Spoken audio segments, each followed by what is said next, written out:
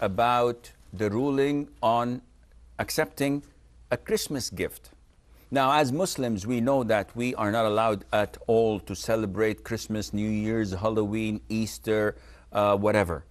These are related to other religions, to other customs, and they're not related to our religion as Muslims. We are only allowed to celebrate two feasts, two Eids, the Eid of Al-Fitr, which comes after Ramadan, and the Eid of Al-Adha, which comes in the season of Hajj. But what is the ruling if someone on their festival, they share a gift? Some people would react violently, and they would be so nervous and agitated. No, this is not permissible. This is haram. This is kufr. This is blah, blah, blah. And this is wrong.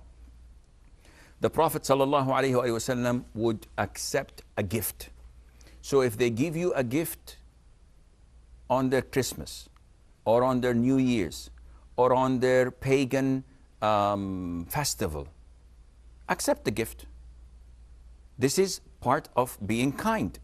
You can give to them a similar gift later on with the intention of softening their heart to Islam.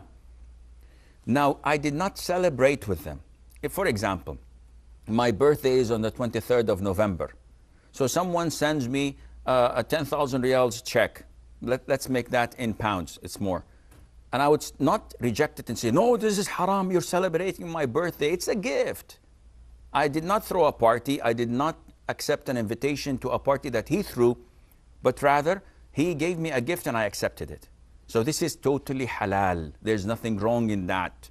Now, what is haram is that if on their feasts, on their days of celebration, they give me food that contains meat.